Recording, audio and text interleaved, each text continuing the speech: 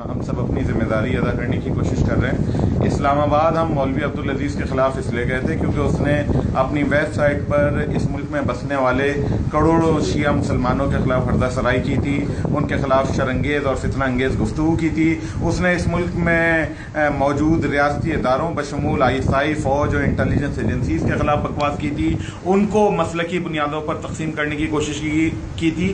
हम ये एक्सपेक्ट कर रहे थे कि इस मुल्क के रियासती इदारे, वफाकी हुकूमत, फौज, ISI, पुलिस, रेंजर्स अपनी जिम्मेदारी अदा करते हुए उसके खिलाफ एक्शन लेंगी, जो बदकिस्मती से नहीं हो सका। हमने इस मुल्क का शहरी होने की हैसियत से उसके खिलाफ पुलिस में दरख्वास्त दी। हम उसके खिलाफ हाई कोर्ट में गए, जहां पे हमें ये जुमला सुनने को मिला कि जनाब, क्या आप ही इस मुल्क में वाहिद मुहिब्बे वतन और इस मुल्क से मोहब्बत रखने वाले हैं और कराची से उठकर आ जाते हैं। बात यह कि कराची से उठकर जाने वाला एक शहरी है, इस मुल्क का शहरी है, उसका पूरा हक है कि इस मुल्क में होने वाली हर दहशतगर्दी के खिलाफ आवाज़ उठाए।